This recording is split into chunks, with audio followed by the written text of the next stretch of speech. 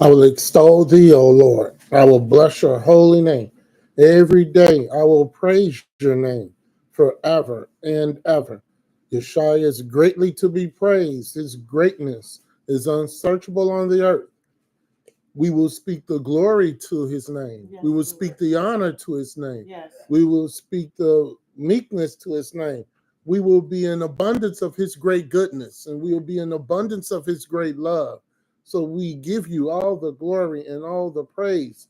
We will continue to bless the name of the Lord, Yeshua. We will continue to praise the name of Ahiah, and we will continue to give thanks and all wonderful things to the Holy Spirit. Amen. Amar. Psalm 92. It is a good thing to give thanks unto the Lord, and to sing praises unto thy name, O Most High. To shew forth thy loving kindness in the morning, and thy faithfulness every night. Upon an instrument of 10 strings, and upon the psaltery, upon the harp with a solemn sound. For thou, Lord, hast made me glad through thy works. I will triumph in the works of thy hands. O Lord, how great are thy works, and thy thoughts are very deep. A brutish man knoweth not, neither doth the fool understand this. When the wicked spring as the grass, and when all the workers of iniquity do flourish, it is that they shall be destroyed forever. But thou, Lord, art most high forevermore. For lo, thine enemies, O Lord, for lo, thine enemies shall perish. All the workers of iniquity shall be scattered. But my horn shalt thou exalt like the horn of an unicorn. I shall be anointed with fresh oil. My eye also shall see my desire on my enemies, and mine ears shall hear my desire of the wicked that rise up against me. The righteous shall flourish like the palm tree. He shall grow like a cedar in Lebanon. Those that be planted in the house of the Lord shall flourish in the courts of our God. They shall still bring forth fruit in old age. They shall be fat and flourishing, to shew that the Lord is upright. He is my rock, and there is no unrighteousness in him. Because 23 and 3, 6 days shall work be done, but the seventh day is the Sabbath of rest, and holy convocation. Ye shall do no work therein. It is the Sabbath of thy power and all your dwelling. It's a good thing to give thanks unto a higher. It's a good thing to sing praises unto his name. It's a good thing to give thanks unto a higher. It's a good thing to sing praises unto his name. For the day of rest, the seventh day he rests. Ezekiel 20:20, they signed to his rest. The seven trumpets, the seven seals, the seven thunders, the seven churches, the seven remnant is Israel. Taking hold of one man, and that man is Christ. The highest in him, that one that came and saved our life. We are the seven candles, going on sense of seven lots. We are the fruit to harvest from the righteous God. The home stretched out wide, the seven angels about our praise.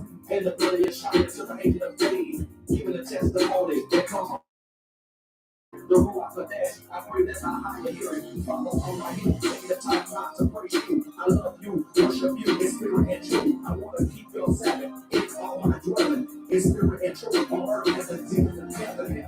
It's a good thing to give thanks unto a higher. It's a good thing to sing praises unto his name. It's a good thing to give thanks unto a higher. It's a good thing to sing praises unto his name.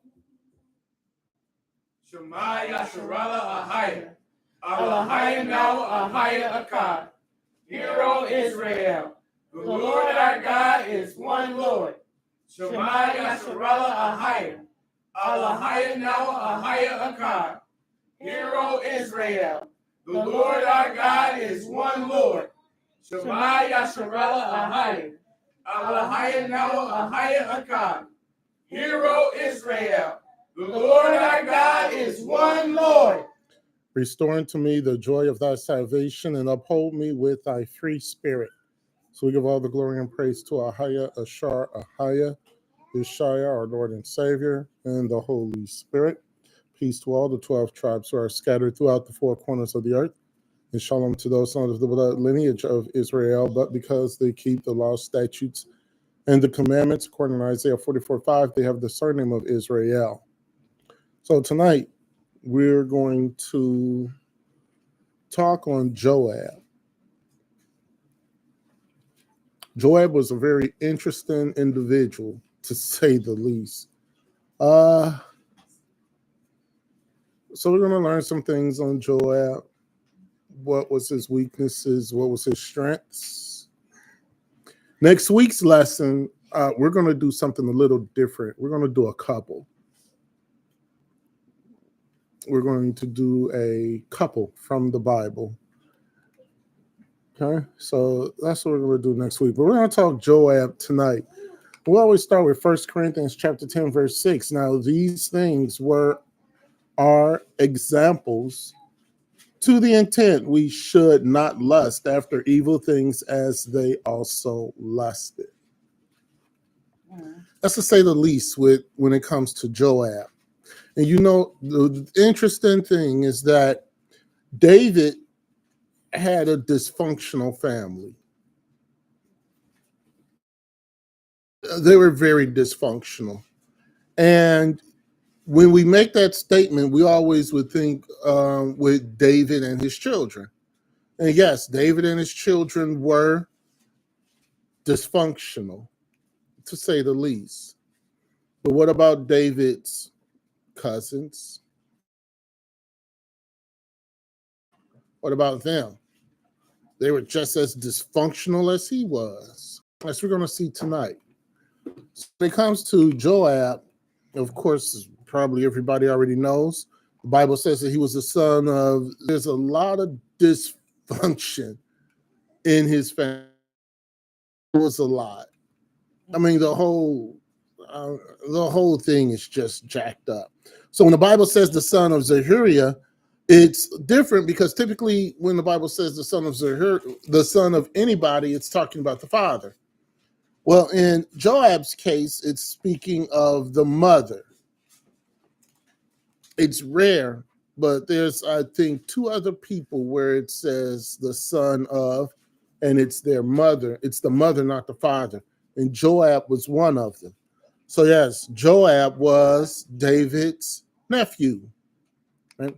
So in addition to that, Joab had two brothers, Ashbai and Ashel. So he had two brothers. Ashbashi, yeah, whatever. Function. He was second in command of the army. Ashel was described as swift-footed as one of the gazelles, and Ashel was killed by Abner. And all this is going to tie in a moment. We're going to talk about that in a little bit later. So Joab was living during the time of King David, when David was king. He had been the only king outside of Saul where Israel was unified as a nation. After David passed away, Israel was no longer unified under the reign of Solomon. That's when the unification split, and the north went where they went, south went where they went. A lot of enemies of Israel at this time. And of course, we all know the most notable one was the Philistines at this time. Also, Israel went through two civil wars. The first civil war was between David and Ashbath, and the second civil war was between David and Absalom, which we already know that. So, what was his occupation? If we go 2 Samuel chapter 8, verse 16, we'll see what was Joab's occupation.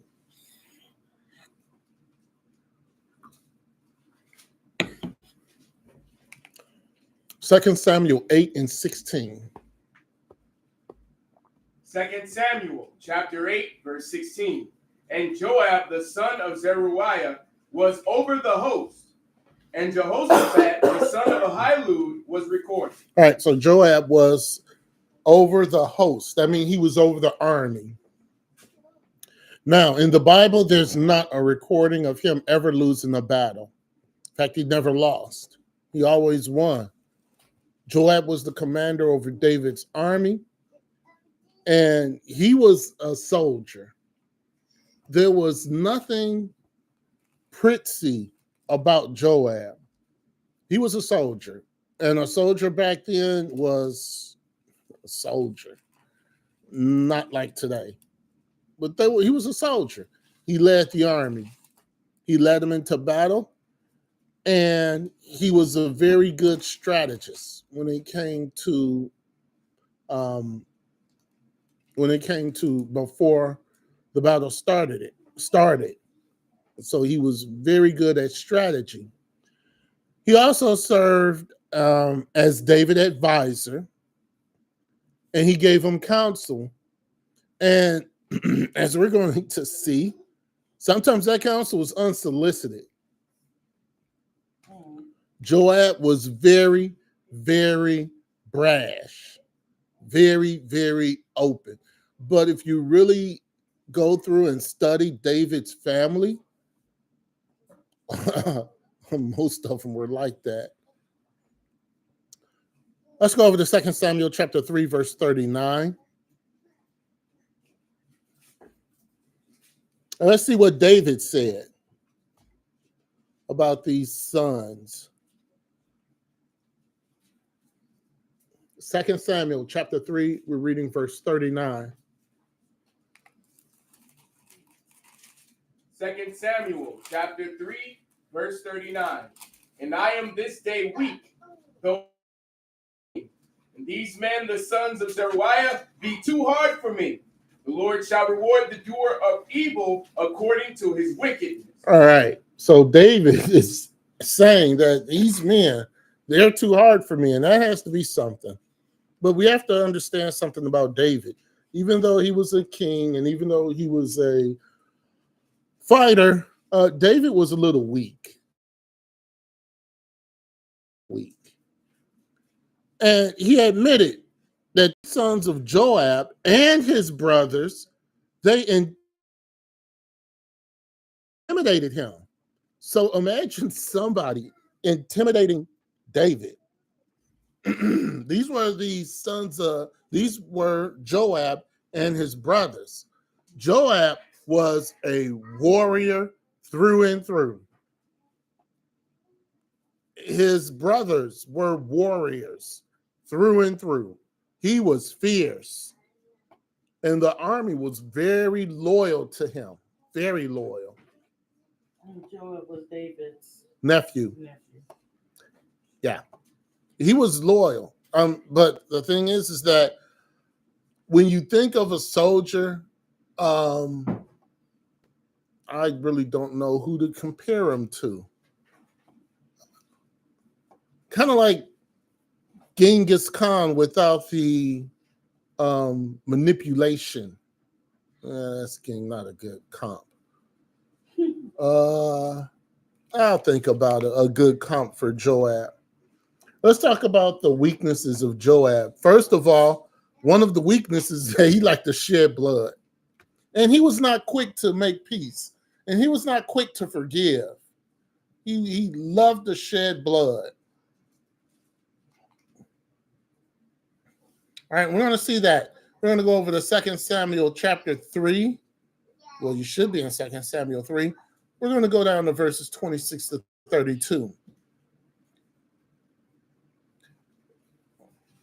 He was quick. He was not quick to, like we say, you must forgive. He was a stubborn something when it came to forgiveness. Let's understand something, though. He was a soldier through and through. There was nothing soft about him. he was masculine times masculine. Mm. Right? Let's read that. 2 Samuel. 2 Samuel chapter 3, verse 26. And when Joab was come out from David, he sent messengers after Abner, which brought him again from the well of Sirah, but David knew it not. David knew it not, right? So Joab did not get the orders from David to go after Abner. He did this on his own. We'll explain what is going on in a little bit about this Abner person. Verse 27. And when Abner was returned to Hebron, Joab took him aside in the gate to speak with him quietly, and smote him there under the fifth rib that he in the heart from the side. Did that was his uncle's son. No, Abner was not his uncle's son. Abner was not David's son? No.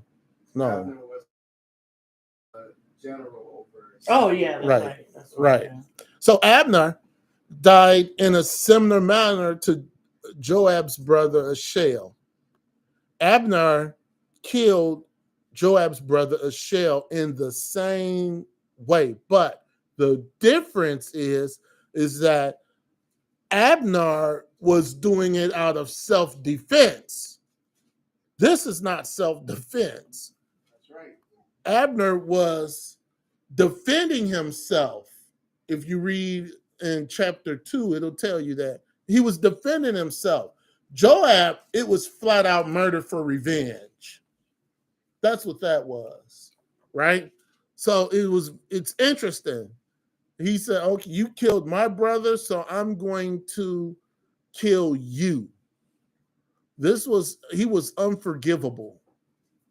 Unforgivable. Verse 28. And afterward, when David heard it, he said, I and my kingdom are guiltless before the Lord forever, from the blood of Abner, the son of Ner. So the fact that David's military leader did this caused people to believe that David was in on the plot also. But David immediately denies any part of this wrongdoing. He immediately denies it. And he put the blame right at Joab's feet. See, uncle, nephew, interesting relationship. He wanted to make sure that this situation was none of his doing. Verse 29. Let it rest on the head of Joab and on all his father's house. Let there not fail from the house of Joab one that hath an issue, or that is a leper, or that leaneth on a staff, or that falleth on the sword, or that lacketh bread. So David is kind of upset. He's very upset at this point. In a sense, he's speaking a curse over Joab and his family. Very disappointed that Joab would do this thing. So David is speaking a curse over Joab. Family dysfunction to the hilt. There's a lot of, we're going to continue on. Verse 30. I mean, it's crazy. I mean, the dysfunction in David's family, everyone understands about the dysfunction that's within his circle with his children and his wives. All kinds of dysfunction going on. That leads you to believe that you should not marry more than one person, because that causes a whole bunch of issues. But they were out of their rabbit mind. David's cousins were out of their rabbit mind, which we're going to talk about one of them.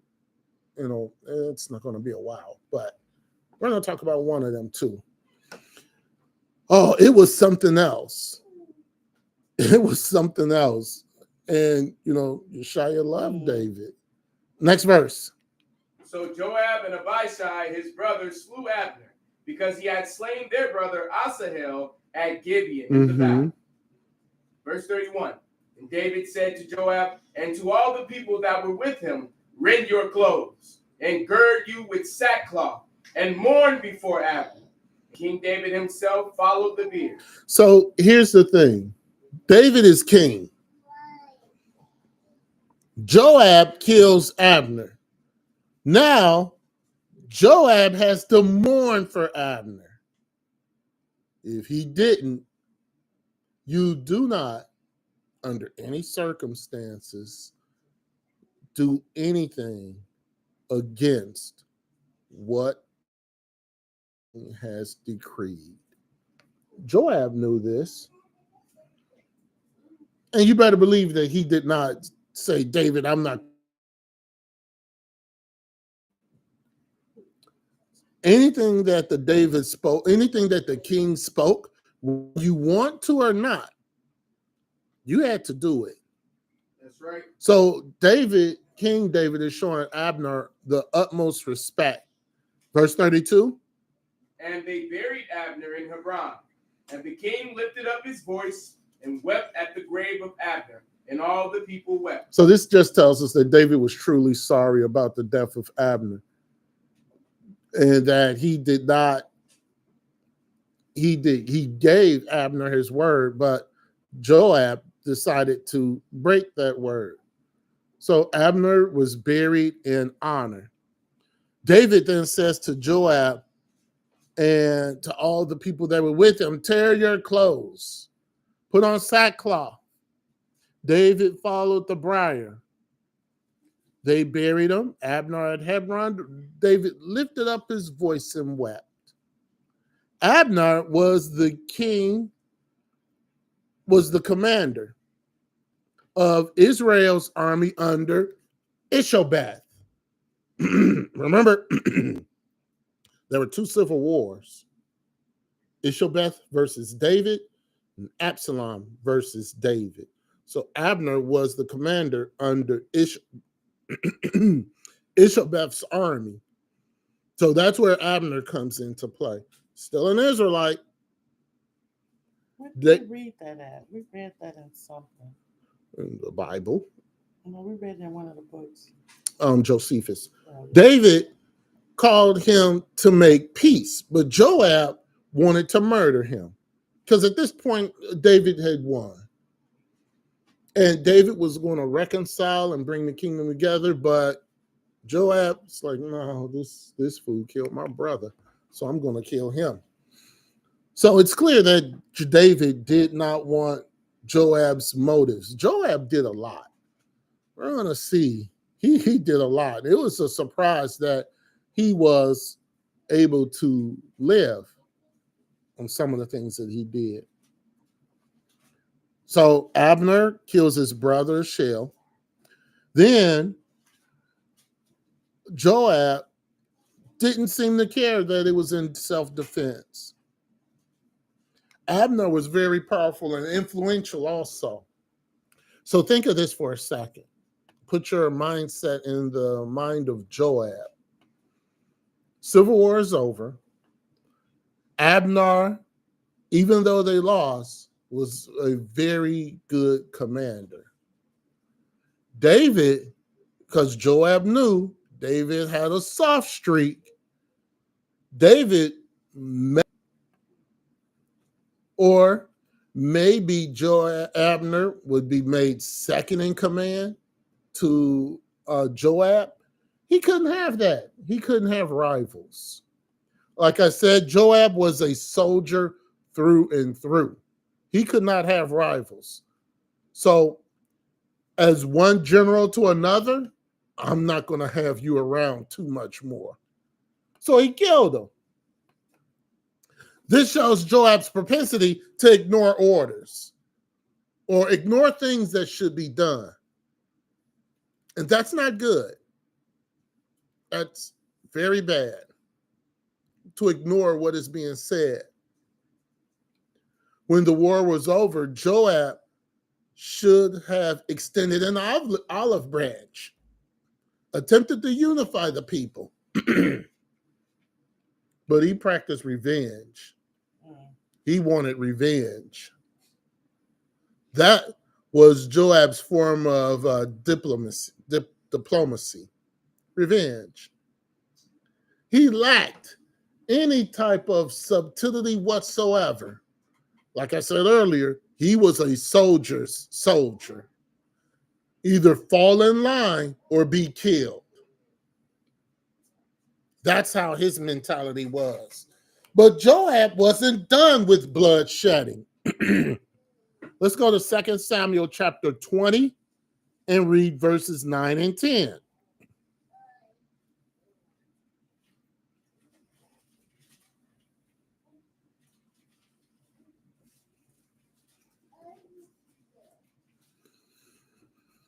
Like I said, this family is without a doubt the most dysfunctional family in the Bible. Without a doubt. 2 Samuel chapter 20, we're reading verses 9 and 10. Let's read. 2 Samuel chapter 20, starting at verse 9. And Joab said to Amasa, art thou in help, my brother? And Joab took Amasa by the beard with the right hand to kiss him. That's nice. Took him by the beard, right hand. He was going to kiss him. Joab present with his men. He seized them, grabbed Amasa by the beard with his right hand to give him a greeting, a kiss greeting. Verse 10. But Amasa took no heed to the sword that was in Joab's hand. Didn't see it. So he smote him therewith in the fifth rib. There's that fifth rib again. And shed out his bowels to the ground, and struck him not again. Mm-hmm. And he died. So Joab and Abishai, his brother, pursued after Sheba, the son of Bichri. Right. Amasa slain. Joab, without any ceremony, reassured his post as general with his brother Abishai right under him. Didn't make haste. If anybody was seen as a threat, Joab was going to take him out. And it's something else because Amasa was his cousin. Amasa was David's other nephew. So Amasa and Joab were cousins. This is crazy. See, Amasa sided with Absalom during this revolt against David. Wow. And he served as Absalom commander. What does that mean? That means that he was, in effect, replacing Joab. Even though Joab, this is the second civil war. Remember, there's two civil wars that were going on. So this is civil war number 2. So Amasa was the head over Absalom's. Absalom was gaining victory. Mm-hmm. He was gaining victory. So Joab looked like I'm not going to be general of the army anymore. Let's go 2 Samuel 19:13 real quick.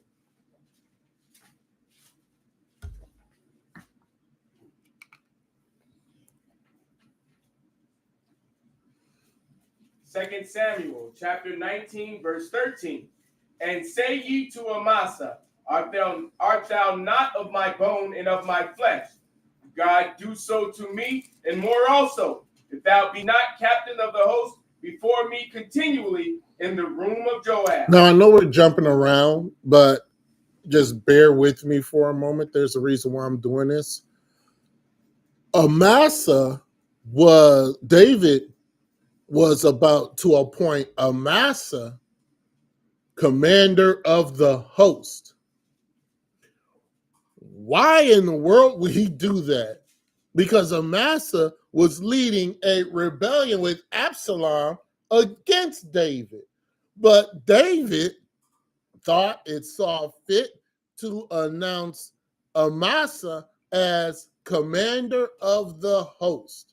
And the reason being is because David was still upset with Joab for not only disobeying a direct command when it came to Abner, but also disobeying a direct command when it came to Absalom. Wasn't supposed to kill him. That's right. But there's a reason why he killed him. Wasn't supposed to, which we'll get to in a moment. So it's all kinds of stuff going on with this family. Soap operas don't even have nothing on this. I don't even know if they still do the soaps anymore. But they don't have nothing on this one. Amasa was a family member, and David forgave him. And that was the one thing that Joab really detested about David. He was so willing to forgive anybody who did him wrong. And Joab really did not like that. Like I said, and I've said it, Joab was a soldier. You did wrong against me, I will annihilate everybody in your family. That was the mentality of Joab, even if it meant I'm going to annihilate my own family. Because that's technically what he was doing. It's crazy.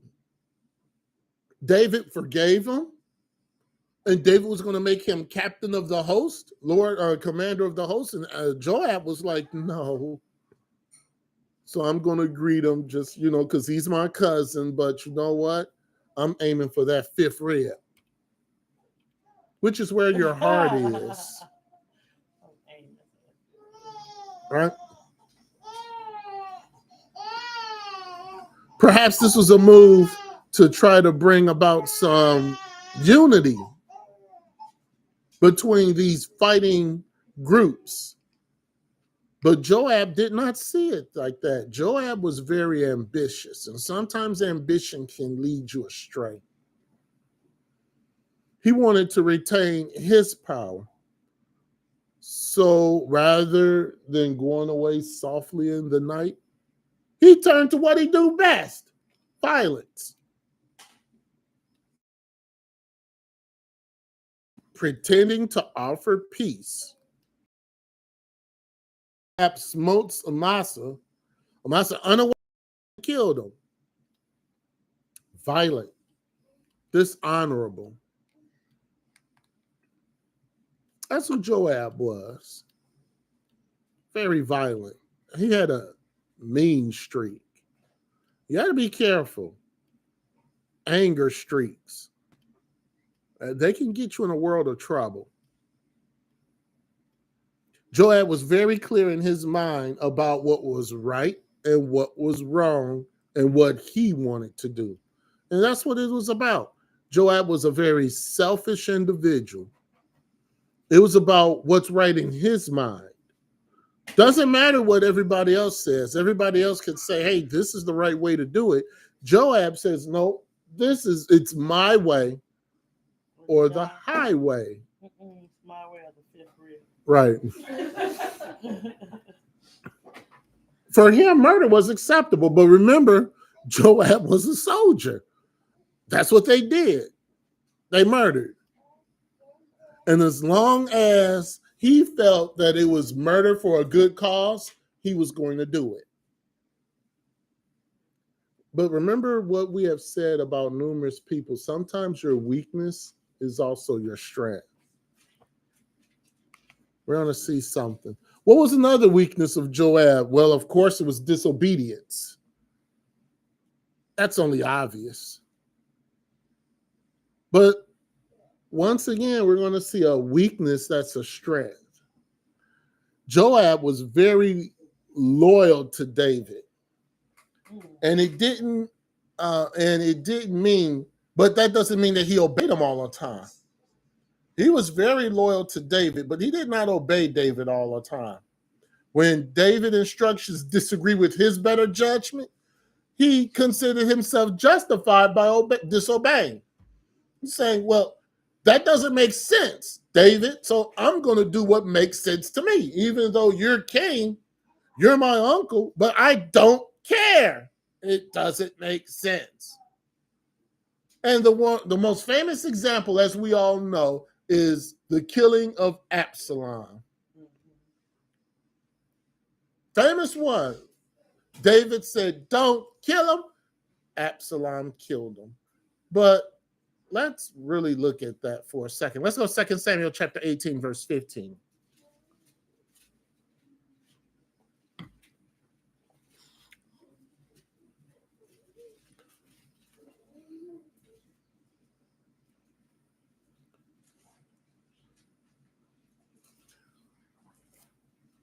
Joab. Ooh, don't want to get on his bad side. Let's read. 2 Samuel chapter 18, verse 15. And 10 young men that bare Joab's armor compassed about and smote Absalom and slew him. So David clearly commanded his army leaders to show mercy to Absalom and not to kill him. All right, let's stay there. Go up to verse 9 and read through 14. 2 Samuel chapter 18, verse 9. And Absalom met the servants of David, and Absalom rode upon a mule. And the mule went under the thick boughs of a great oak, and his head caught hold of the oak. And he was taken up between the heaven and the earth. And the mule that was under him went away. All right. Next verse, verse 10. And a certain man saw it and told Joab and said, Behold, I saw Absalom hanged in an oak. See, that's what I mean when I said the army was very loyal to him, because this man saw Absalom caught up in the air by his hair, and he didn't try to help him. He just left him hanging in a tree and said, Joab, I found him. Right? Verse 11. And Joab said unto the man that told him, And behold, thou sawest him. Why didst thou not smite him there to the ground? Mm-hmm. And I would have given thee 10 shekels of silver and a girdle. 10 shekels of silver for killing Absalom, David's son, when David said, don't do it. Absalom Joab wanted Absalom dead in spite of what David said. And he would have paid silver to the man to kill him. I think he was just doing protocol myself. David was doing some out of emotions, but I think what's his name? Joab was just following protocol. Let's see something. Verse 12. And the man said unto Joab, Though I should receive 1,000 shekels of silver in mine hand, yet would I not put forth my hand against the king's son. Mm-hmm. For in our hearing the king charged thee and Abishai and Ittai, saying, Beware that none touch the young man Absalom. Right. So he's saying there's not enough money in the world for me to raise my hand against Absalom, because David gave specific orders not to kill him. The men were not afraid of Absalom. They were afraid of David. They gave specific instructions not to kill him. Yes? Well, remember what happened when David found out about the man who killed Saul. Right. He had the man killed. Or he told one of his soldiers to kill the man. Right. See, with Joab, though, there's been a lot of things that he's done. So, forget David. Get away with it. Well, there's a good reason. Well, we already talked about that. Was he family? Not only because he was family, but because the brothers were not wrapped too tight. They were soldiers times soldiers. They were not wrapped too tight. Verse 13.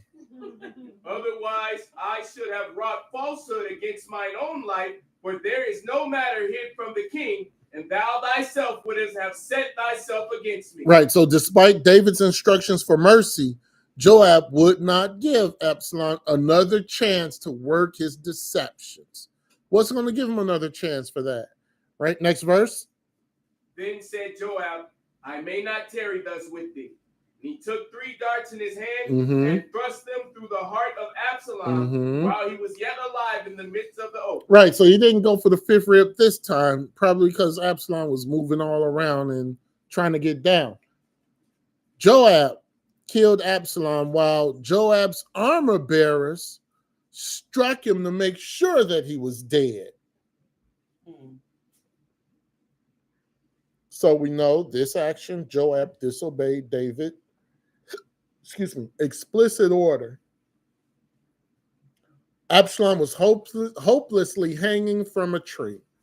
He was not able to defend himself. He could have been easily captured at that point. But Joab had a personal desire to kill Absalom. And see, Joab was hoping that this would improve his position.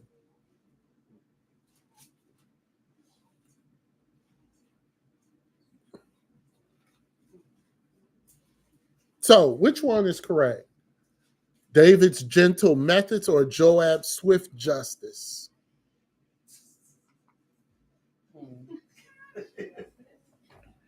Hmm?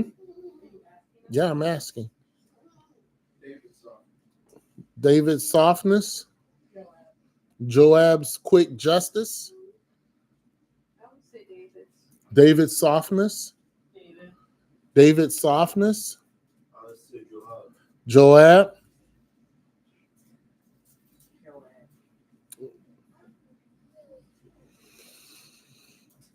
Yeah. See, it could be. It's well known that David was too gentle. David was too gentle. If David spared Absalom because of all the things that he has spared people with so far, because his children, he had a way of being way too lenient towards his own children. So what would have probably happened is that it could have caused serious damage to the kingdom by leaving Absalom alive. Joab knew that Absalom was a serious threat. I mean, anyone who leads a revolt, one who causes a revolt is a serious threat. So you got to deal with him quickly. Yes? I think if Joab didn't kill Absalom, Solomon would not be king. That's true. That is true. We got something else about Solomon, though, because Joab's life ends because of Solomon.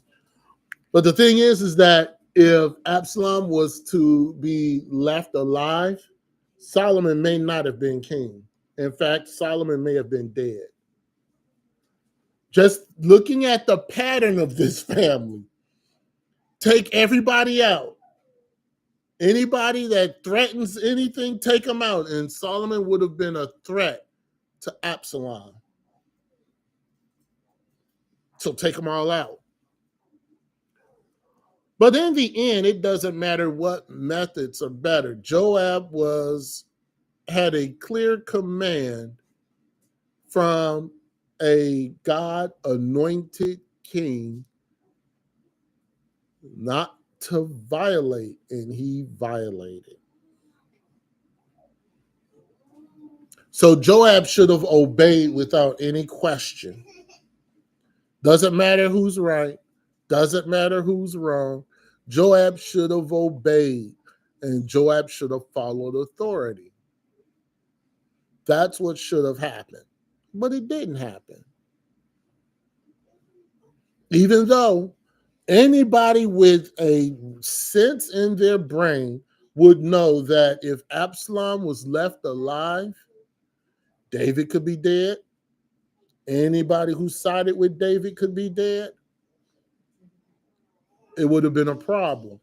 Well, let's look at this because how many times have we have done things like that? We was given instructions on what to do, Mm-hmm. but we didn't quite agree with those instructions. So Right. we did what we thought was best. Yeah, it happens too frequently.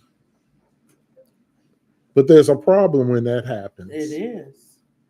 It is a big problem when that happens. Things turn out differently. Right.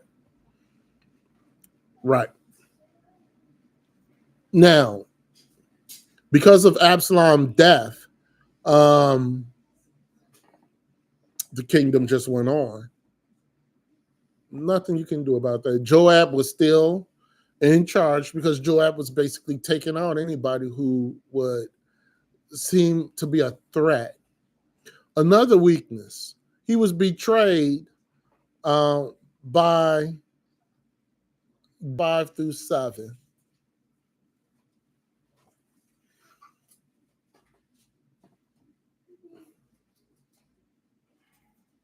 This is another situation.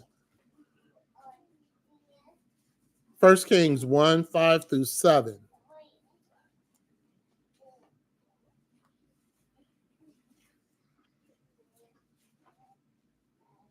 First Kings chapter 1, verse 5. Mm-hmm. Then Adonijah, the son of Haggith, exalted himself, saying, I will be king.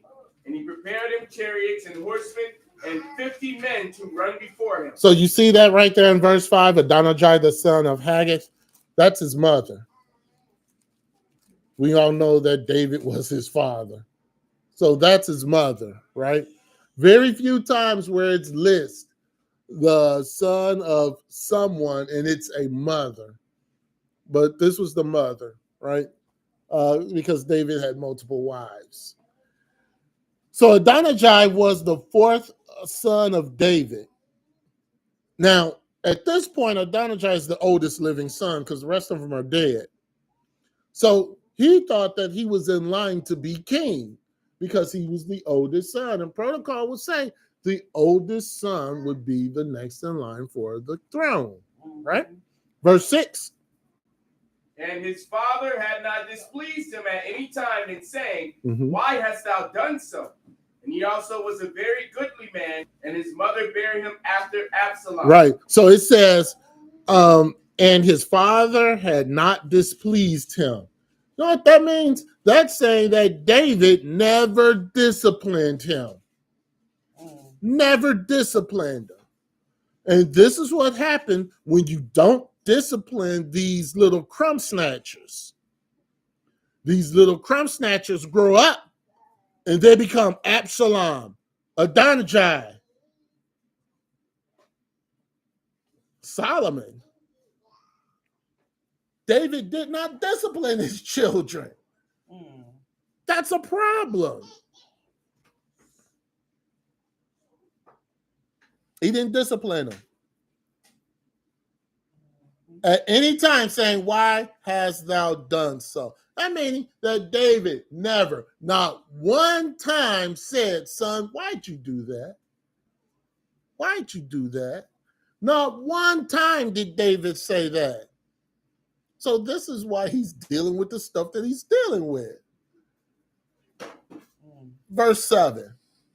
And he conferred with Joab, the son of Zeruiah, and with Abiathar the priest, and they following Adonijah helped him. They followed Adonijah. So Joab decided if he's accepted as king, then I need to help him. I need to establish him now because I don't want to lose my cushy job as being commander of the army. So, yeah, I've been faithful to him in the past, to David in the past. But David is, up in his bed. So I need to improve my position. Now, we all know David planned on passing the kingdom to Solomon. Adonijah was second born after Absalom. Adonijah wanted the kingdom, and he organizes a plan, and he goes to Joab and says, are you going to help me? And Joab, yeah, I'll help you. Earlier, I said that he was very loyal to David. He was. This doesn't seem like loyalty, but you can be loyal to somebody and still not do what they say. We're going to see something, though, and it's going to show what I mean when I say that. So you have to ask yourself, why would Joab do this? And Joab has been loyal to David for decades, fought battles with him. He was on the run with him, with Saul. Joab was right there. To the very end, he could at least be a support. Here's the reason why. Joab considered Solomon to be illegitimate. Joab knew about the incident with Bathsheba and Uriah. So Joab, under his thought process, he said, Solomon is an illegitimate son. And Solomon, there's no way that he's going to be king. So if there's only one son left, then Joab said, okay, that is going to be what he thought was one son left. Then he's going to say, Adonijah, that's who I'm going with. Solomon, he's illegitimate. He's not a legit son because of what happened with Bathsheba and Uriah. That's not legit son. Joab made a mistake. And he should have went and told David what was happening, but he didn't do that. So see, that's why when I said that he was loyal to David. Even though some of the things that he did were against David, it was still loyalty.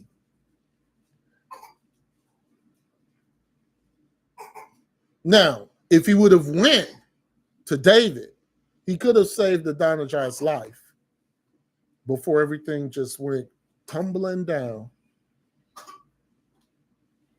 See, it's not his job to declare on who's going to be the next king. That's not his job. His job is to make sure that the army. It is his job to carry out the orders of the king, and he did not do that. He didn't do it.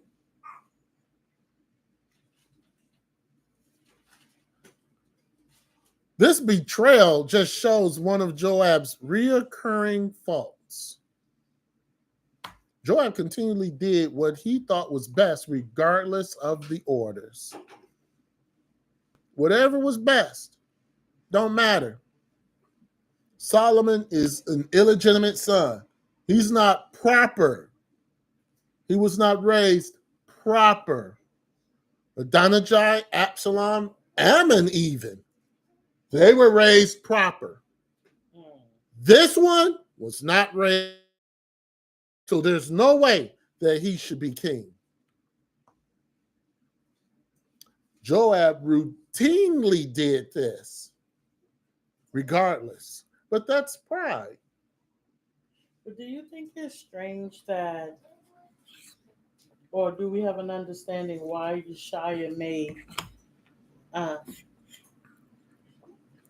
the king through David and Bathsheba, the kingship to start, even though... Well, we'll talk about that when we get to Solomon. It's very interesting. Yeah, we'll talk about that in its appropriate time.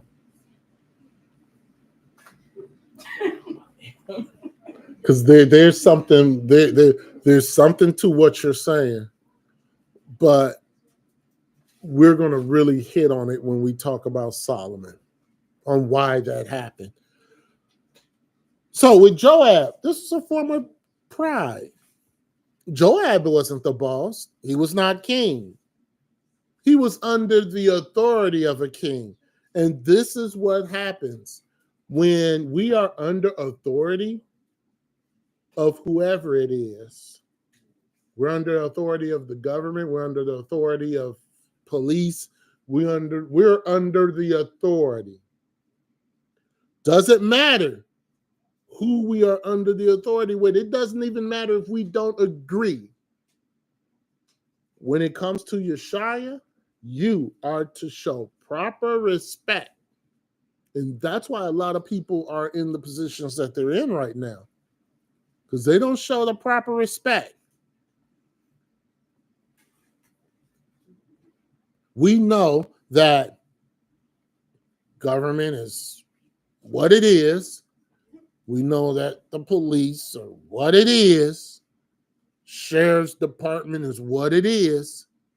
But you're under their authority. And people don't understand that.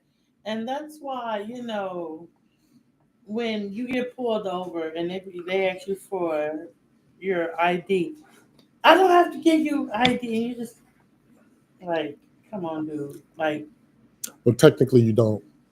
But technically you don't have to give them anything. You don't, but why are you starting unnecessary issues? Right. If you got your driver's licenses in your license and registrations, right? Here you go. Like, why are you gonna start saying stuff and? Right. I'm just saying, technically, you really don't have to give them anything unless you're under suspicion of something. And they said, step out the car I'm not getting out of my car. Then they busting out your window, dragging. Right, You gonna get out one way or another. right, You gonna get out whether you pulled out, right. beat out, but you're getting out. I'm just saying, why do it? You know? There's a certain thing that you have to say when you're pulled over, and I'm not going to say it on the air. There's a certain thing that you have to say, you have to do when you're pulled over. That way, the police understands and know that you know your constitutional rights. But if you don't know your constitutional rights and you say, I'm not giving you nothing, they have the right. They don't have the right, but they're going to do it anyway. They're going to bash your windows out. They're going But to I'm force just saying, you out. why? Just like why? Like if the police pull me over, I know I don't have to show my ID, but I got my ID. Right. So why wouldn't I just show it? Like it makes no sense to me. They got something in their flesh. Or Right. Start the fight, just record, go viral. Right. You know you shot because you're going to give ID. it's just Right. like, well, why pick a fight? Like why pick that fight? Right. Why pick it? But that's what I mean. You're under authority. And the Bible is very clear about you're under authority Okay, yeah. and obeying authority. The Bible is very clear on that. Joab would have been that one who said, I'm not giving you nothing, pig.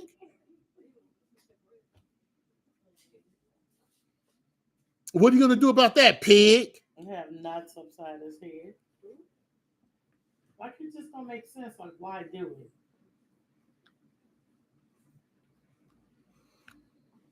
Joab seemed to follow might is right.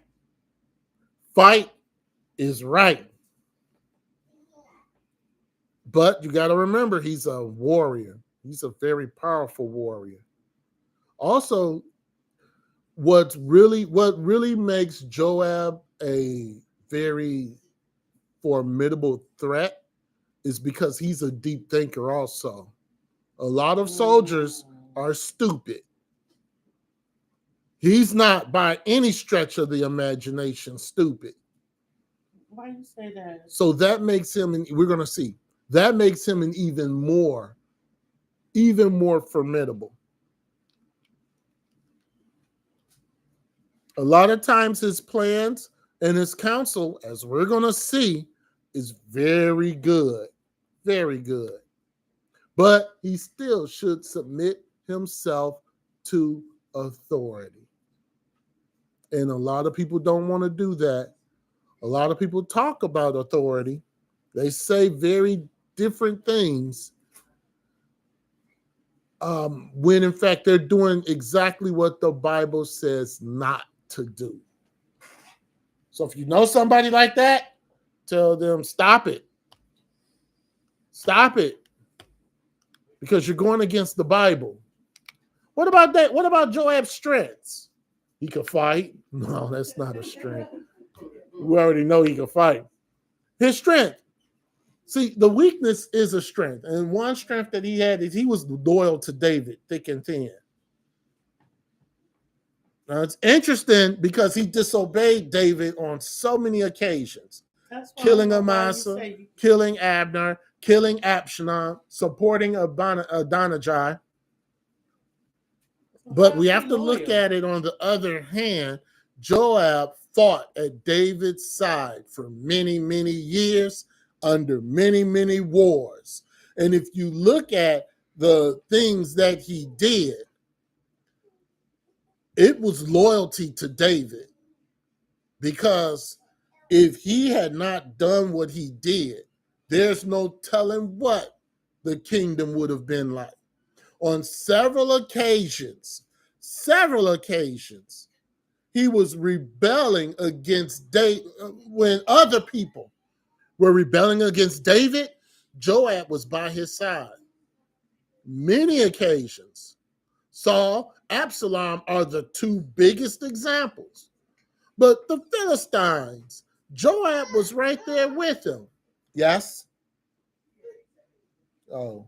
What was that? What was that? He said a lot of things.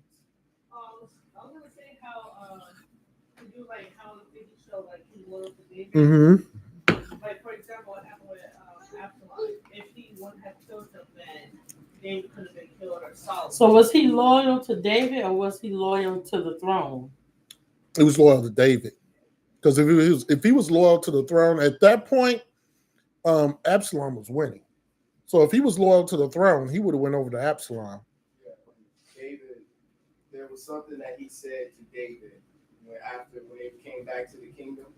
After he had killed Absalom, he said something to David. He said, "Get yourself together." What? No. We're not going to talk about that just yet. So Joab was very influential and powerful in his own right. And he used that to help David out. So I guess what I'm trying to say is that Mm-hmm. even though he killed Absalom, like he still kept protocol. He still did things the way they should have been done. Right. He kept things. Well, sort of. Even though David said, "Don't do this, don't do that." But if that was anybody else other than David's son that ran him out of his house, his Mm-hmm. you know, he would have killed him. David would have had him killed. Mm-hmm. But it was his son. Right. Weakness. See, you have to understand something. Joab just didn't start killing when David was king. Joab was killing well before then. And David was right there by his side. Right there by his side. But as you pointed out, if he didn't take the steps that he did to take the certain people out, Mm-hmm. the outcome would have been different. It would have been different, right? Very different. His motivation was to protect David, and he actually did what David would not do. He showed wrath. David was not. So he understood David was soft. So when David was Right. soft, he had to be hard. He had to be hard, right? So that's when I said that he was loyal to a degree. Yeah. But see, here's the thing too. One wrong decision doesn't outweigh right decisions. So we can see that Joab was loyal. Sometimes, and he was loyal, not so well sometimes. But the vast majority of the time, he supported David. So why do you think he killed the other people? The ones he hit in the fifth rib? Well, that was a power move. Both of those were power moves. And in fact, killing Absalom was more than likely a power move. They were power moves. So the majority of the time, he did support David. At some crucial points, he disobeyed. In James 2:10, it says, "For whosoever shall keep the whole law and yet offend in one point is guilty of all." It still goes back to authority. It still goes back to following authority. Even if you don't agree, you still have to follow authority. And a lot of people don't want to do that. Live a longer life. What other strength that Joab had? Well, first, he was a man of action, that's for sure. Joab saw something that needed to be done, and he did it. No one, and I'm being lazy or being passive. That's one thing that we can't accuse him of. You think David was? David was passive, yes. Lazy, no. Passive, yes. And we're going to see something when we talk about David. That's be later on, a lot later on. No one can accuse Joab of being passive. Nobody can accuse him of being lazy. He was very energetic. One of the great feats of his being was being the first to go up and fight. First Chronicles chapter 11, verse 6.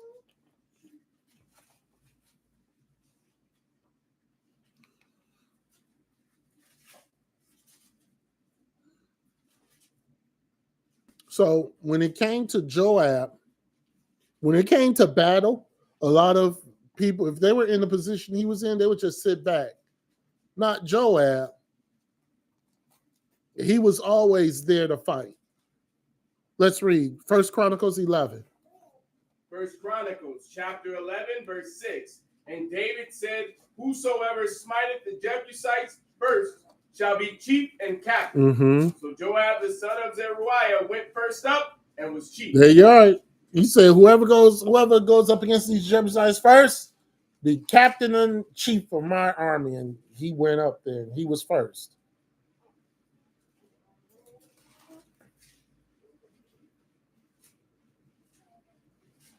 Decisiveness. It's a mixed bag because decisiveness is great if you're doing what's right. Decisive is not so great when you're committing sin. So he was very decisive. Said, let's go, let's fight. He was the first one in line. Let's go, let's fight. Another one, which you may not understand, is he had faith in the Lord. How is it? Let's go 2 Samuel chapter 10. We're reading verses 9 to 14.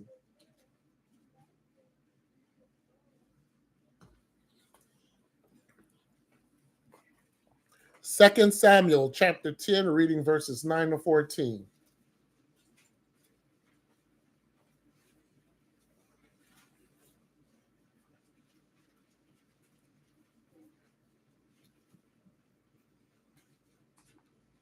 He had faith. All right, let's read it. 2 Samuel chapter 10, verse 9. Mm-hmm. When Joab saw that the front of the battle was against him before and behind, he chose of all the choice men of Israel and put them in array against the Syrians. So that's what I said between the two divisions, organizing his own army in two parts. One would face the Ammonites and the other would face the other. So they were fighting against two different armies at this point. 10. And the rest of the people he delivered into the hand of Abishai, his brother, that he might put them in array against the children of Ammon. Right. So it appears from this that Joab had placed his army between the Ammonites and the Syrians. And his brother was to face the Ammonites. He was to face the Syrians. Verse 11. And he said, if the Syrians be too strong for me, then thou shalt help me.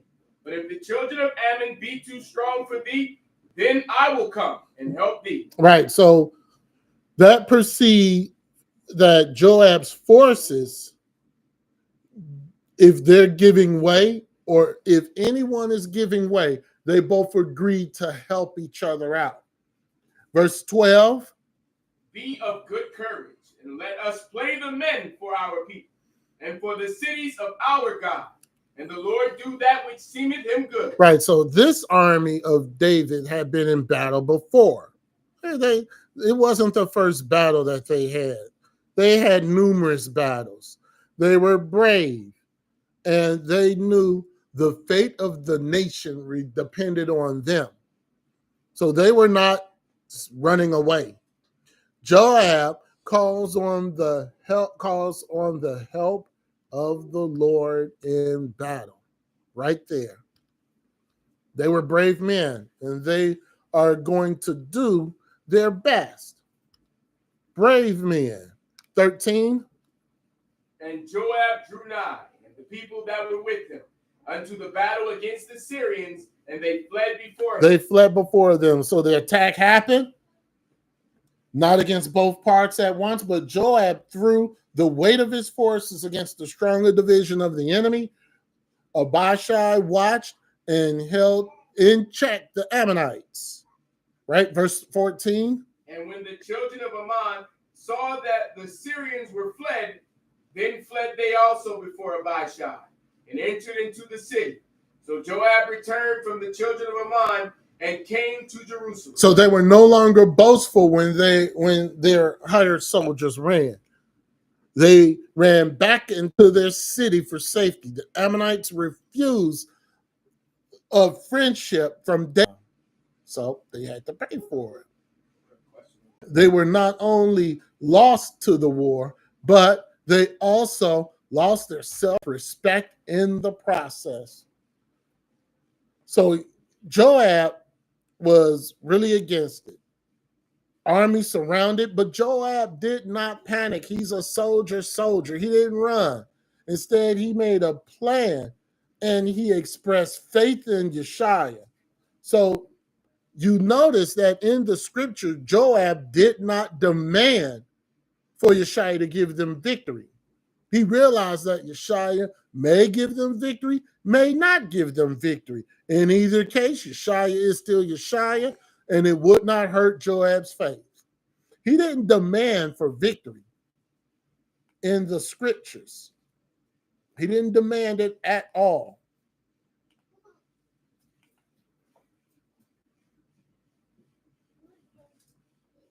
He said, for the cities of our God and the Lord, do what seemeth him good. So he didn't say, Lord, give them into our hands. He said, Lord, do what you see is good. If we win, we win. If we lose, we lose, because that is what you seem to be as good. So that's when I said that Joab was a man of faith. He was a man of faith. He recognized that Yeshua was God and he was not. It was up to Yeshua to give them victory. Joab didn't test Yeshua. If you give me victory, I'll believe, like some people do. Sometimes we come to Yeshua with our demands and we act like we deserve it.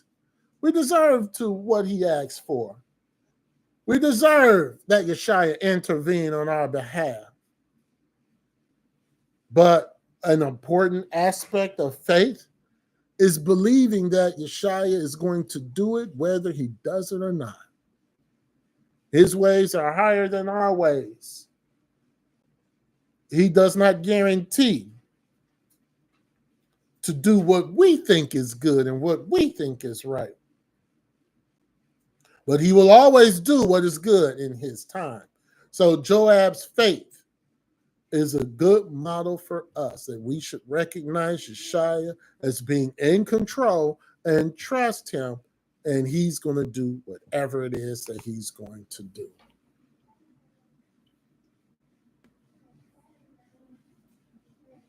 What's the question? Someone says, was Joab one of David's mighty men? So we got a wonderful lesson on YouTube, and it's called David's Mighty Men. And in that lesson, we go over every single one of the 32 of David's mighty men. Joab was one of them. Strength.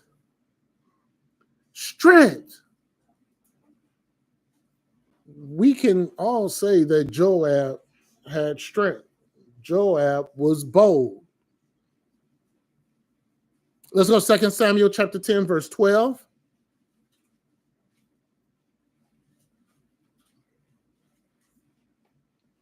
Should already be there. Let's read it. 2 Samuel chapter 10, verse 12. Be of good courage, and let us play the men for our people, and for the cities of our God. And the Lord do that which seemeth him good. Courage and faith are connected to Joab. And he put all his energy into doing what was best for Israel. Even at the behest of disobeying David, he still felt that I'm doing what is best for Israel. I am not going to passively sit down and wait for Yeshua to do something. I'm going to seek forth. I'm going to move forth. He led his armies boldly into battle. Even the time where we just read, where he was surrounded, his boldness was infectious because everybody else started to feed off of his boldness. When soldiers see their general standing up without fear, they're going to follow his lead. And that's what happened with Joab. A person who has faith can be more courageous than those who don't, because he knows that Yeshua is with him. And that should be infectious. The wicked flee where no man pursueth, but the righteousness are as bold as a lion. And another strength that Joab had, he was a very good counselor.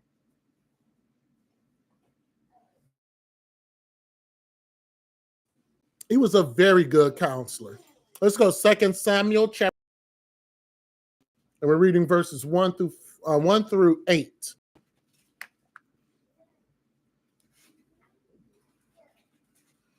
Like I said earlier, Joab was a formidable force because he was strong. He was a warrior. He was a soldier, but he also was very cerebral.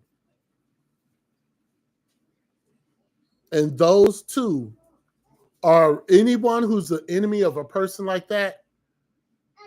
You're done. Very cerebral. Let's read that. 2 Samuel chapter 19, verse 1.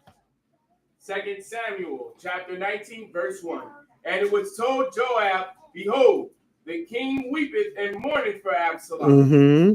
And the victory that day was turned into mourning unto all the people. For the people heard say that day how the king was grieved for his son. Now, they had great regard to the prince, Absalom, that when they heard of this distress, that they were afflicted with David.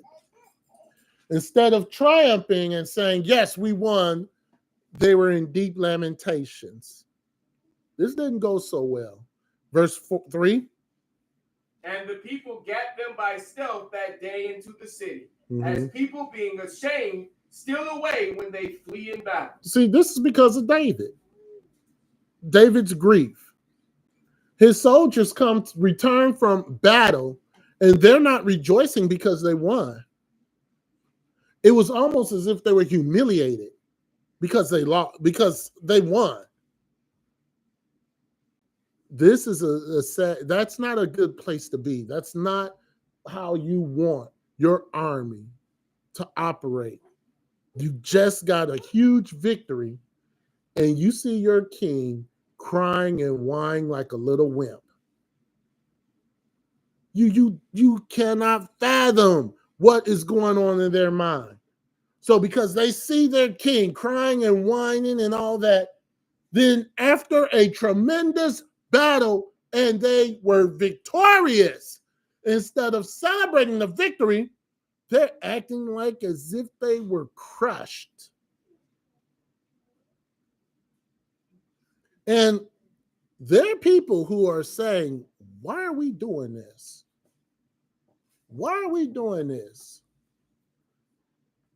We just defeated Absalom and his army that were in battle against us. Why are we doing this? That's a problem. My son Absalom, oh Absalom, my son, my son. And Joab came into the house to the king and said, thou hast shamed this day the faces of all thy servants, which this day have saved thy life, and the lives of thy sons and of thy daughters, and the lives of thy wives, and the lives of thy concubines. Joab rebuked David because David was so absorbed in this personal trauma that he was going through. David failed to appreciate the victory that his men had given him. Oh, my son, Absalom. Oh, Absalom, my son, my son. This I was trying to kill him. What? Joab is in the right on this one. Yes, very much so. Thou hast shamed this day the faces of all the servants. All those soldiers who fought for you, you shamed them this day. Verse 6, he goes even deeper. And that thou lovest thine enemies, and hatest thy friend. Mm-hmm. For thou hast declared this day that thou regardest neither princes nor servants. For this day I perceive that if Absalom had lived and all we had died this day, then it had pleased thee well. Yep, there you are. You express so much grief for Absalom. He's the enemy.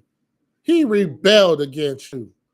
And you have so little regard for the people who are around you and serving you. And dishonored him as his father as well. Exactly. So you sit Gotta there go. and you do this. Mm-hmm. What is wrong with you? Gotta go. People give their lives for you, David. And you crying over your son who rebelled against you. He's gonna kill you if he could. Mm-hmm. How can that be? How can that be? Because sometimes as parents, we become so attached to our children, it doesn't matter what they did. It doesn't matter what they did. It doesn't matter what they do. They're still my children. They're still my babies. Gotta take them out. That's weak. That's weak. David was weak, especially when it came to his children. He was weak. Absalom, he wrote Psalms about Absalom trying to kill him. And look what happened. Looked like little David mixing off over there. Looked like little David family going on over there. Oh, the little snipe, the little things and little pushing and going on. You think I see that? Y'all doing that in here?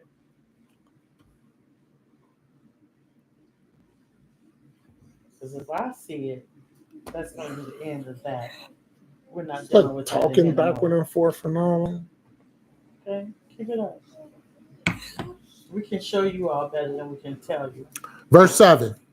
Now therefore arise, go forth and speak comfortably unto thy servant. Mm-hmm. For I swear by the Lord, if thou go not forth, there will not tarry one with thee this night. Mm-hmm. And that will be worse unto thee than all the evil that befell thee from thy youth until now. Wow.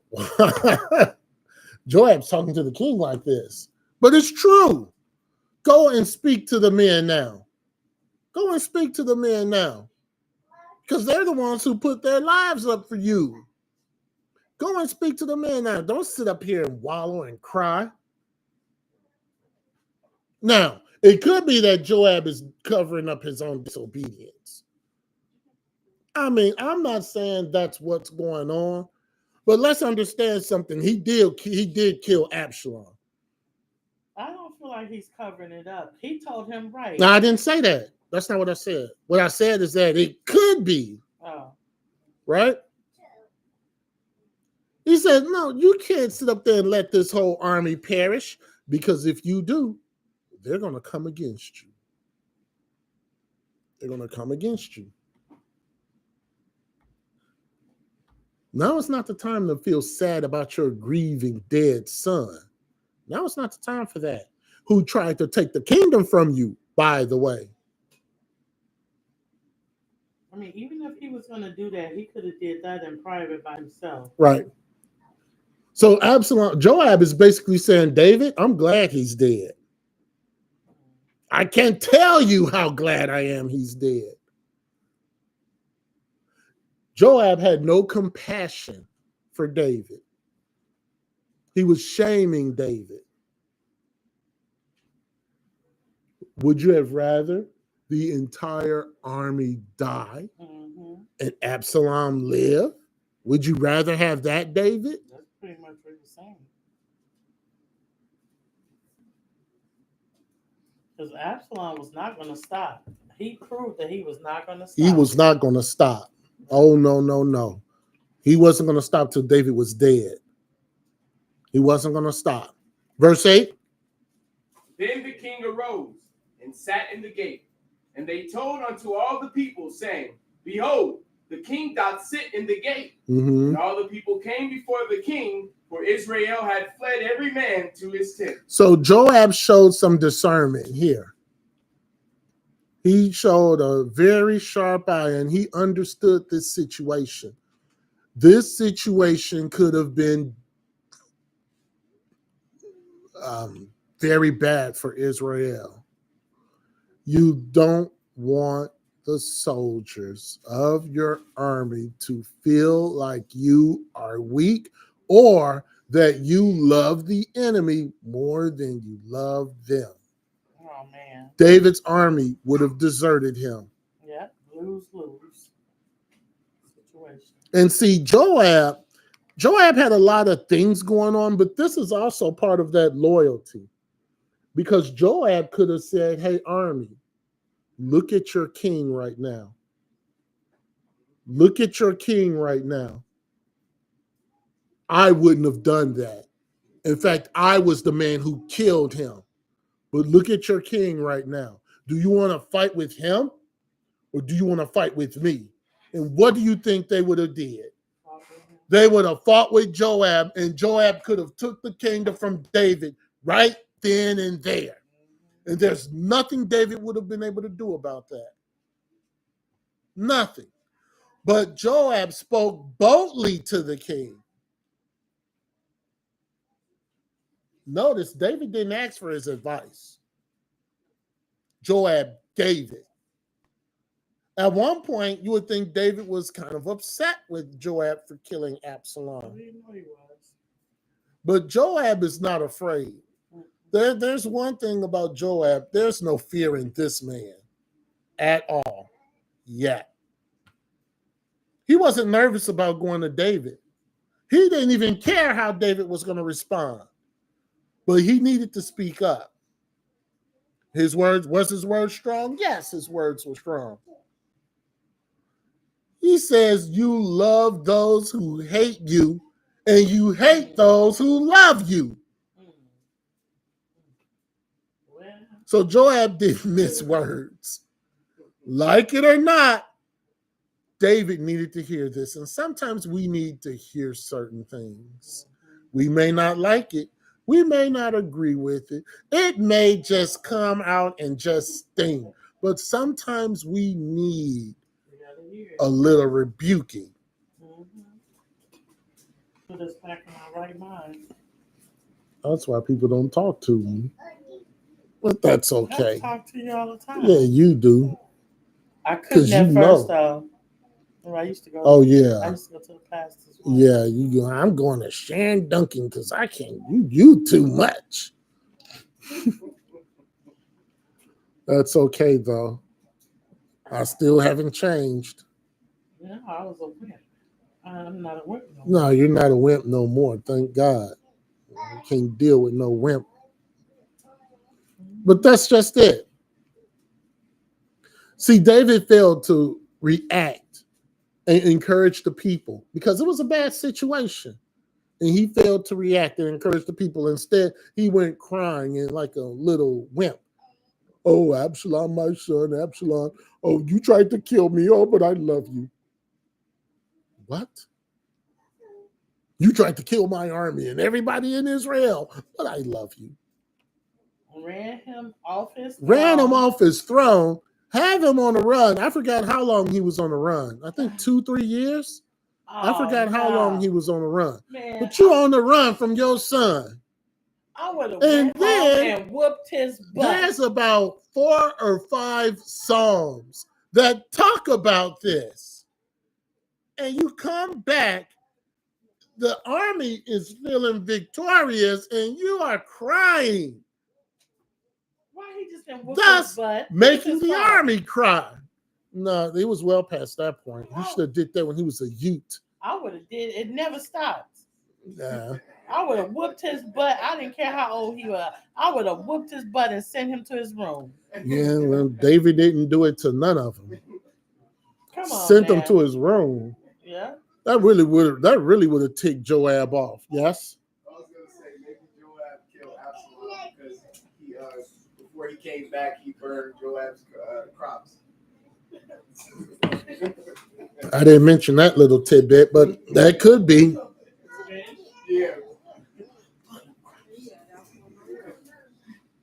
So we learn about good counselors. These children need whoopings. I'm telling you. That's right. Yeah, I don't they care do. how old mine are. They do. Even the ones who think that they're Take 'em adults. down. Even the adults, when the big ones, I clip them at the knees. I'll be Sure hiding would. around the corner in the dark, and I get them. They don't understand that we know how to fight, Yeah. and we don't understand that. No, We don't sit up there and just do like that. I remember Amanda was acting up one time. Mm, What was I doing? Did I tell you? no. I was sitting in the dark. Oh yeah, with a and taser. And I had my taser and my mace. I was gonna get her. Uh-huh. I said, "Oh, you gonna be disrespectful? I got something for you." And Don't I'm telling you, care. I heard the voice of mother that night. She said, "If you do it, you're going down." Mm-hmm. And I said, "But she being disrespectful. Yep. I gotta do something. I gotta touch her some kind of way." So you were like Joab and she was like David. I was sitting. I had turned all the lights off, and y'all know that's a big thing for me. Yeah, it is. I had unhooked the night lights and everything. Yeah. As soon as she hit that bottom of that step, I was gonna this is it. I was gonna spray her. When she said zip from how I was gonna spray her in the mouth with the mace. I was gonna get her. And I was gonna look at her like this and say, "Don't let me have to have this conversation again." It wouldn't have been a conversation. I was gonna get you, girl. It's been a while ago though. It wasn't nothing recent. Yeah, it was a couple years ago. 60-year-old children. I was gonna get you. Yeah, because I ain't finna have it. She bigger than me and taller than me. She wasn't finna try to hit me. I was gonna get her coming down the stairs. Right. I was gonna get him too. I had my little small mini bat. Mm. So when he came down in the dark, I was gonna hit him on that knee. Bow! I was gonna hit him right on that knee. And then when he went down, I was gonna punch him right here. Bam! Mm-hmm. And I was gonna walk away and say, "Don't let me have to talk to you again." Yep. I've had, I came to him with a bat. See, that's what I'm saying. Bat, a screwdriver. A screwdriver. Him. Yep. I don't care. We Yeah. ain't that up in here. We ain't fine. I ain't no, like I said, I ain't no punk. I wasn't no punk when I was in the world. So I ain't no punk now. My daughters know I don't play. I would grab them by the throat. Grab them by their really? collar. You only whooped her once, maybe her twice. Really? No, I got her. I had to put 3 in times. the work on them. I put in the work on them. Yeah, that's because all I had to do was just look. You heard her. No. She said he's scary. No. No, but mother had to deal with me with that. Right. And I said, "Okay, mother, I'm gonna be obedient because I don't want Shawty to beat me up." Man, I told her I was gonna beat her like a chick in the street. Yeah. She was upset for almost a whole month. She couldn't believe that one. She like, "Oh." Well, don't get us upset then. That's very simple. Because I'm not gonna change. I had a dream I beat her up last night. Oh well. She was doing something with the baby. With Birdie. And I was like, "Give me that baby," or something she was doing. And I said, "Didn't I tell you about not doing something?" And I was just I woke up with my fist like this. I was like, boom, boom, boom. I woke up like this. I was gonna get her. Yeah. No. That was my hot wing sharing buddy. I can't beat that.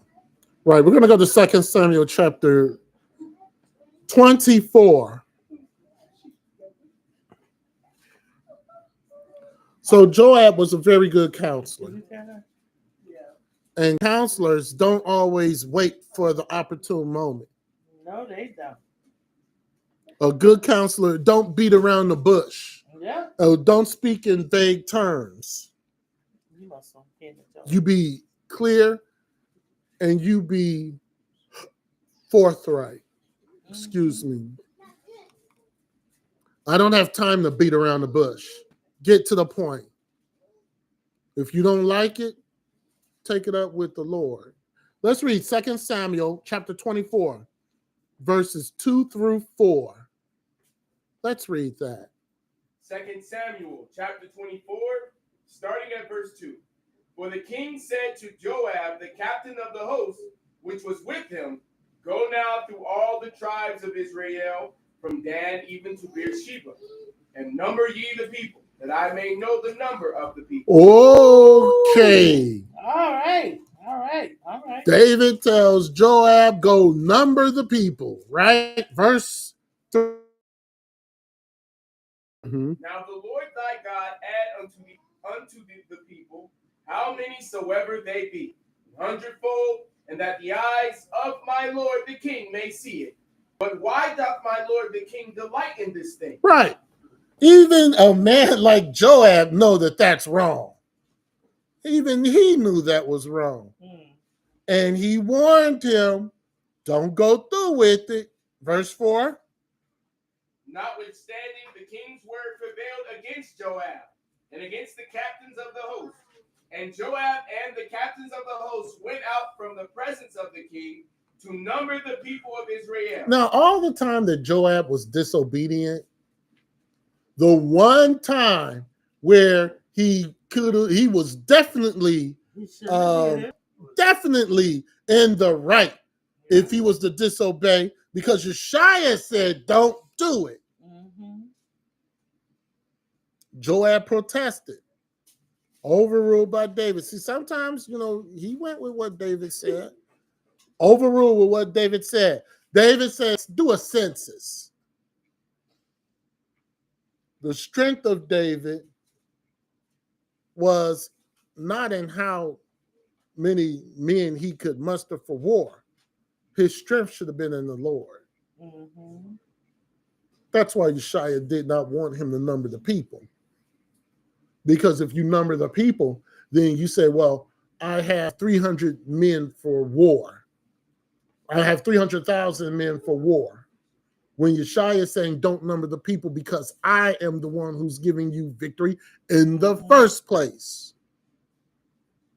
Remember Gideon, David? Well, apparently he didn't. Joab did not want to count the people. Joab says that Yeshua said, don't do it. So this is another example of Joab giving good counsel. But once again, David didn't ask for his suggestion. But Joab gave it nonetheless. And if David had listened to Joab, wouldn't 70,000 people be spared? Yes. David made he didn't make that many, but he made some huge mistakes. David made big time mistakes. Yes. Which we will discuss when we talk on David in its appropriate time. Now, are you trying to bring me to wrath? No. We're going to see how Joab died. So Joab conquered Jerusalem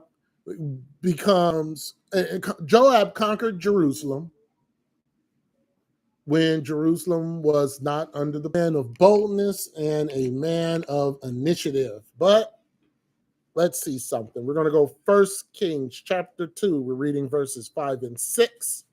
And then we're going to read verse 33 and 34. 1 Kings chapter 2, 5 and 6, 33 and 34.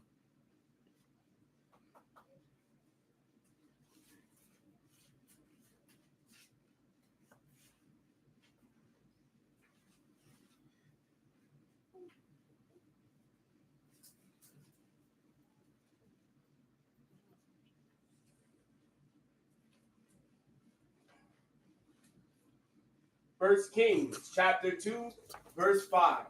Moreover, goodness. Yes, go ahead. Moreover, thou knowest also what Joab the son of Zeruiah did to me, and to what he did to the two captains of the host of Israel, unto Abner the son of Ner, and unto Amasa the son of Jether, whom he slew, and shed the blood of war in peace, and put the blood of war upon his girdle that was about his loins, and in his shoes that were on his feet. Yep, verse 6. Do therefore according to thy wisdom.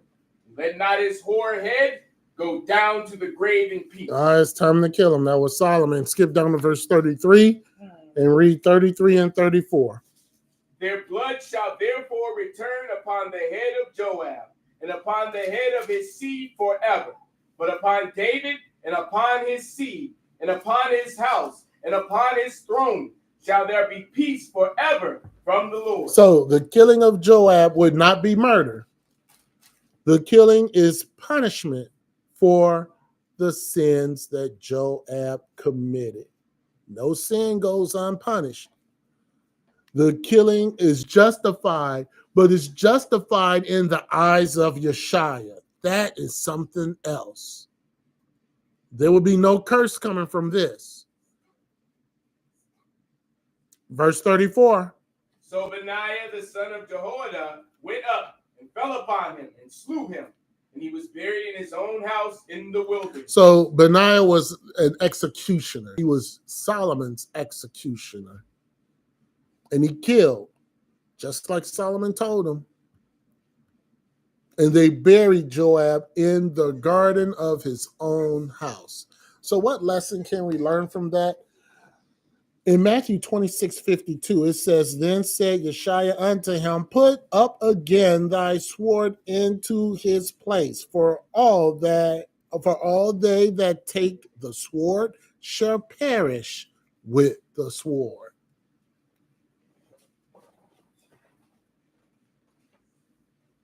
Now you have to think this was a long time coming. But Yeshaya is going to repay. Vengeance is mine, saith the Lord. I will repay. All the things that Joab did, he wasn't going to get away with it. And this is what killed Absalom, right? I'm not going to say he shouldn't have killed Absalom, but something should have happened to Absalom. We know that David wasn't going to do anything to Absalom. He shouldn't have killed a few people, but he did. Now, Joab was not a peace-loving person. The times he chose peace, the times that he should have chose peace, he chose violence. Yeshaya said, Blessed are the peacemakers. Violence are not a solution to a problem. And he did not show, Benaiah did not show him any mercy whatsoever. Because Joab didn't show mercy to Absalom, Abner, or Amasa. And the scripture tells us to show mercy the right. way we was given mercy. You reap what you sow. Yeah. If Joab had been more merciful in his life, David and Solomon would have been more merciful to him. But remember what I said earlier? This is family. This is family. So think about this the next time that you have to choose between forgiveness and revenge. Think about this the next time you have to choose between mercy and judgment. Think about this the next time. Family. Because Yeshaya, he's going to get it. He's going to get what he wants in the end. Think about that the next time. You say you're going to get this person back, or you're going to do this, or you're going to do that. Think about that the next time. Think also about the good counsel that can come from unexpected places. As we said, Joab may not have been the first person that you think of when you think of counselor. But think of that. One of the multiple occasions Yeshaya spoke through Joab, and 70,000 people would have been alive.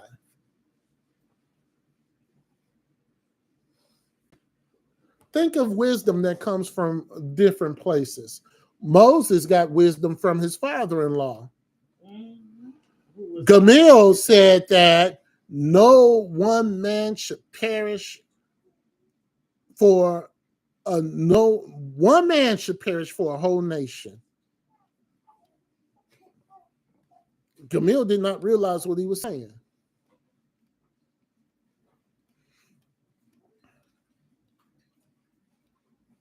Got to keep your minds and your eyes and your ears open. And don't take the law into your own hands. You have to submit to authority. Joab was loyal to David, but had no problem had a problem submitting to his authority. Joab convinced his own way is better. So you children, when you don't do what your parents say, you're not submitting to their authority.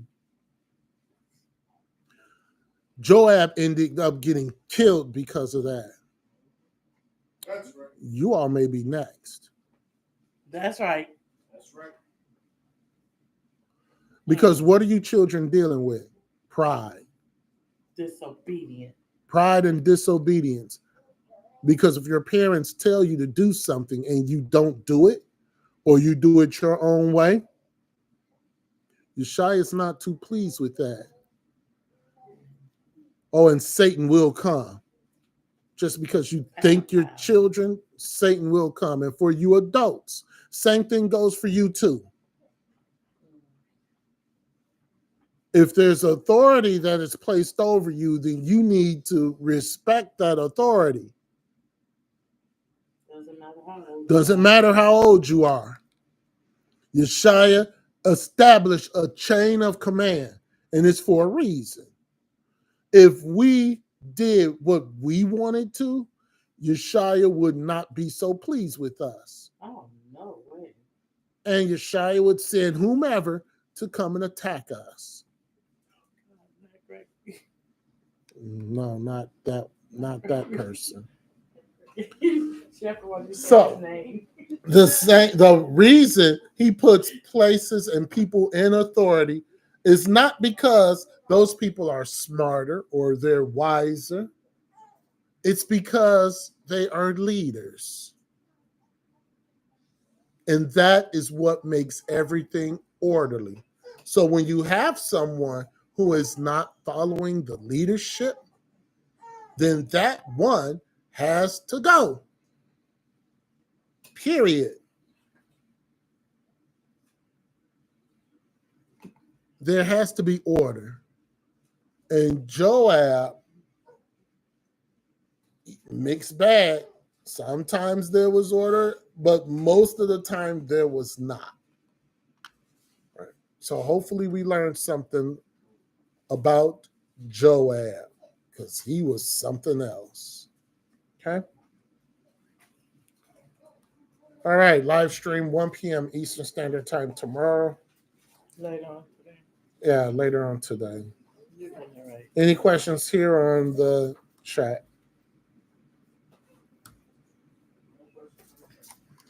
All right. Right. One question. Where Joab is right now? What? Where Joab is right now? That's a very good question. Where do you think Joab is right now? No, we're going to think about it. Where do you think here? What happened to Joab? Yeah, what happened to him? How did he die? He was punished. So if he was punished. Right, for what? For the crimes that he committed. Okay, so where is he?